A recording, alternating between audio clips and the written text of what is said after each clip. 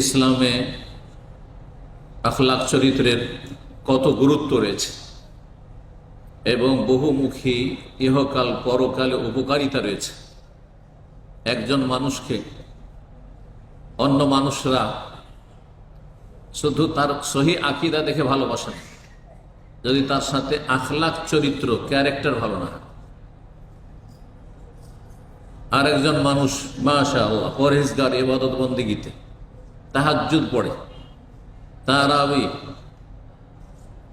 সালাতুদ দুহা, চাস্তের নামাজ, আরো কত কি ফরজ নফল খুব বেশি ইবাদত বন্দেগী করে, বেশি দান সাদকা করে, বেশি রোজা রাখে, কিন্তু একজন মানুষকে মানুষ ভালোবাসে, সহি আকীদা দেখে শুধু ভালোবাসবে না, যতই আকীদা বিশুদ্ধ হোক না কেন, শিরক নাই, বেদাত নেই, কিচ্ছু নেই, শুধু এইটুকু যদি গুণ থাকে তো শুধু ভালোবাসবে না, অন্য গুণ না থাকে।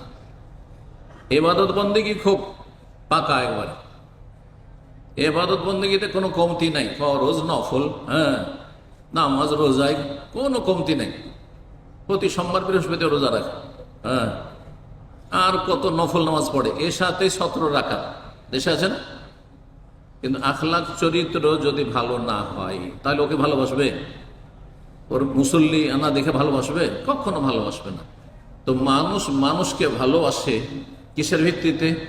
উত্তম চরিত্রের ভিত্তিতে, ভালো আচরণের ভিত্তিতে। যার সাথে আপনি যত বেশি ভালো আচরণ করবেন সে তত বেশি মুগ্ধ হবে, আপনাকে অন্তর থেকে ভালোবাসবে। এই ভালোবাসা পয়সা দিয়েও কেনা যায় না, আর রাষ্ট্রীয় ক্ষমতা দিয়েও কেনা যায় না, মানুষের উত্তম চরিত্র দিয়ে কিনতে হয়।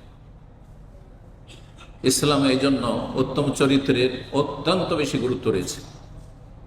এই মর্মে কয়েকটি পয়েন্ট আজকে সংক্ষেপে আপনাদের সামনে বলবো।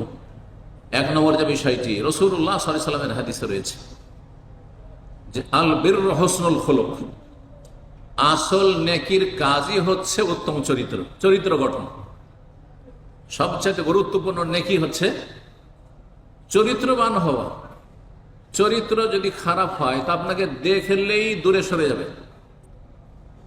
মহান আল্লাহ রাসূলুল্লাহ সাল্লাল্লাহু আলাইহি ওয়াসাল্লাম সম্পর্কে বলছেন সূরা আলে ইমরানে, ফাবিমা রাহমাতিন মিনাল্লাহি লিনতা লাহুম, আল্লাহর রহমতে, আল্লাহর অনুগ্রহে হে নবী তুমি মানুষের সাথে, সাথী সঙ্গীদের সাথে, মুসলিম অমুসলিমদের সাথে, সৎ অসৎদের সাথে, সমাজে সবসময় সৎ অসৎও থেকেছে, মুসলিম কাফেরও থেকেছে, ভালো মন্দ থেকেছে, ঠিক না? আত্মীয় অনাত্মীয়, পরিচিত অপরিচিত, সব রকম মানুষের সাথে আমাদের চলতে হয়। আল্লাহর রহমতে, আল্লাহর অনুগ্রহে তুমি তাদের সাথে নম্র আচরণ করে থাকো। লিনতালাম ওয়ালাউ কুনতা ফাযযান, তুমি যদি কর্কশ ভাষী হতে, নিষ্ঠুর হতে, গালিজ আল কালবে, ফাযযান মানে কর্কশ ভাষী, ভাষা খারাপ, ভাষা বললেই মানুষ পালায়, দেখি এত খারাপ লাগে, মানুষ কথা শুনতে পারেন, আপনার বরদাস্তই করতে পারেন না, এত খারাপ কথা। গালিজ আল কালব, আর অন্তরটা যদি নিষ্ঠুর হয়, মায়া মমতা নেই, সমবেদনা নেই, ভালোবাসা সম্প্রীতি নেই, হঠকারিতা, যদি এমনটা হতে লান ফাদ্দু মিন হাওলিক, হে নবী তোমার কাছ থেকেও লোকেরা পালায়ন করত, সব সরে যেত, কেউ বসবে না, কেউ বসবে না। খারাপ লোককে সবাই ভয় করে, খারাপ লোককে সবাই ভয় করে। রাসূলুল্লাহ সাল্লাল্লাহু আলাইহি ওয়াসাল্লামের একটি হাদিস রয়েছে, ইন্না মিন শাররিন নাসি মানজিলাতান ইয়াউমাল কিয়ামা, সহিহ বুখারী হাদিস, কিয়ামতের দিনে সবচেয়ে নিকৃষ্ট ব্যক্তি ওই ব্যক্তি, মান তারাকাহুন নাস, অন্য রিওয়ায়াত মান ওয়াদাহুন নাস ইত্তিকা ফুহশিহি ওয়া ইত্তিকা শাররিহি, যার খারাপি, যার অনিষ্ট, যার অন্যায় অশ্লীলতা থেকে রক্ষা পাওয়ার জন্য মানুষ কেটে পড়ে। এত ভাষা খারাপ, ওকে দেখলেই পালায়, লুকিয়ে যায়। আপনাকে দেখলে আপনার স্ত্রী দূরে থাকার চেষ্টা করে, এর সাথে কথা বললে ঝামেলা করে, তাহলে আপনি খারাপ লোক। এর বিপরীতটাও, কারো স্ত্রী যদি এমন হয় যে ভয় পায়, এর সাথে কথা বললে ঝামেলা বাঁধিয়ে দেবে, তাহলে জানতে হবে খারাপ মহিলা।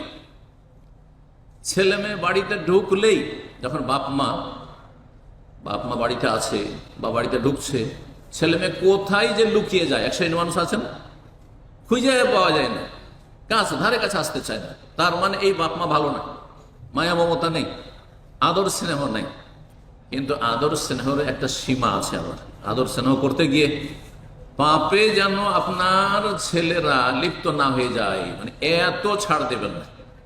ছাড় দেওয়ার একটা সীমা রয়েছে, সীমা লঙ্ঘন যে কোনো জায়গায় খারাপ। যদি তুমি তাদের সাথে খারাপ আচরণ করতে, তাহলে তোমার কাছ থেকে মানুষ পলায়ন করতো। রহমতুল্লিল আলমী, বিশ্বজাহানের রহমত রাসূলুল্লাহ, তারপর আল্লাহ বলছেন যে তুমি যদি খারাপ আচরণ করতে, তো সাহাবীরা বা মুসলিমরা, হ্যাঁ, মদিনার মুনাফিকরা, ইহুদিরা সব পালাইতো, তোমাকে দেখলে পালাইতো, কিন্তু সবাই কাছে আসে। ইহুদির সন্তান নবী সাল্লাল্লাহু আলাইহি ওয়াসাল্লামের খেদমত করত, মরার সময় কলমা পড়ে নিল।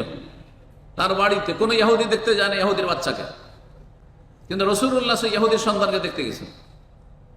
তারপর ইসলামের দাওয়াত দিচ্ছেন যে মরমার মুমূর্ষু অবস্থা, বাবার দিকে তাকাচ্ছে, সহিহ বুখারীর হাদিস। বাবা তখন বলছে আতে আবুল কাসিম। রাসূলুল্লাহ মানত না, সেজন্য তার আবুল কাসিম বলতো। কাসিমের বাপ, বড় ছেলে কাসিম নবী সাল্লাল্লাহু আলাইহি ওয়াসাল্লামের, ইন্তেকাল করেছেন ছোট্টতে, রাদিয়াল্লাহু তাআলা আনহু। আবুল কাসিমের কথা শুনে নাও, মেনে নাও, যা বলছে শুনে নাও, কলমা পড়ে নাও। সুবহানাল্লাহ, কত ভালো আচরণ করলে এটা একজন বাপ কাফের, তাও কট্টরপন্থী ইহুদি, হ্যাঁ, চরমপন্থী জালেমেরা, হ্যাঁ, সেই কথা বলতে পারে যে মুহাম্মদ সাল্লাল্লাহু আলাইহি ওয়াসাল্লামের কথা শুনে নাও, মেনে নাও। সাথে সাথে ছেলেটা কলমা পড়লো। আর নবী সাল্লাল্লাহু আলাইহি ওয়াসাল্লামের সাথে আবু বকর ওমর ছিলেন রাদিয়াল্লাহু তাআলা আনহুম। সেখান থেকে বেরিয়ে আসলেন, আলহামদুলিল্লাহিল্লাযী আনকাযা মিনান নার, সে আল্লাহর শুকরিয়া আদায় করছি, অশেষ শুকরিয়া, কৃতজ্ঞতা প্রকাশ করছি, যিনি এই ছেলেটিকে জাহান্নাম থেকে মুক্ত করলেন। নাহলে এই কুফুরের অবস্থা, যদি ইহুদির বাচ্চা হয়ে মরে যেত, কলমা না পড়তো, চিরকাল জাহান্নামে থাকতো। সুবহানাল্লাহ। মায়া ভালোবাসা দিয়ে ইসলামের দাওয়াত দিয়েছেন মানুষকে। ইসলামিক বই পুস্তক আর ইসলামের ভালো ভালো চমৎকার কথার চাইতে গুরুত্বপূর্ণ এবং বেশি ফলপ্রসূ দাওয়াত হচ্ছে নীরব দাওয়াত। মানে আপনি আশেপাশের খারাপ লোকদের সাথে বেঈমানি করবেন না, আত্মসাৎ করবেন না, হ্যাঁ, আপনার আচার আচরণ খারাপ নয়, অমুসলিমের সাথে এক পয়সার এদিক ওদিক করবেন না। আপনি টাইম বেঁধে দিয়েছেন, ওই টাইমে গিয়ে দিয়ে আসবেন। এই ভালো চরিত্রগুলি যে আমাদের মুসলিম সমাজে থাকতো, তাহলে অমুসলিম থাকতো না। অমুসলিম কালে ওপরে মুসলমান হয়ে যেত। আর এটাই হচ্ছে ভারতে যখন প্রথম সাহাবায়ে কেরামদের আওলাদরা গিয়েছেন, এইভাবে তারা আখলাক চরিত্র দিয়ে ইসলামের দাওয়াত দিয়েছেন, আকৃষ্ট হয়েছে তারা। আমাদের স্বজাতি তো এই মায়া মমতা করেন না, স্বজাতি তো আমাদের সাথে এই ভালো আচরণ করেন না, চুরি বেঈমানি বাটপানি করে। কিন্তু এই মুসলিমরা, আরবরা এখানে এসে ব্যবসা বাণিজ্য করতে একটা পয়সার এদিক করে না, একটা কথার বরখেলাপ করে না, ওয়াদার বরখেলাপ করে না। সুবহানাল্লাহ। এভাবে ইসলামের দাওয়াত হয়েছে আসল মূলত প্রথম দিকে। কিন্তু মানুষের ধীরে ধীরে যখন চরিত্র খারাপ হয়ে গেছে, তখন কাফেররা ইসলাম সম্পর্কে বিরূপ ধারণা পোষণ করে। এক শ্রেণী জঙ্গিরা ইসলামের নয় মানুষকে খুন করে। তখন পুরো ইসলামের বদনাম করার সুযোগ পেয়ে গেছে কাফেররা, যে ইসলাম মানে জঙ্গিবাদ না, ইসলাম মানে জঙ্গিবাদ না। এক শ্রেণী চরমপন্থী রয়েছে, এরা খারিজি, এরা রাসূলুল্লাহ আনুগত্য থেকে বেরিয়ে আছে, বিভ্রান্ত পথভ্রষ্ট, এরা জাহান্নামে যাবে। চরমপন্থী এরা, মানুষকে খুন করা ইসলাম নাই।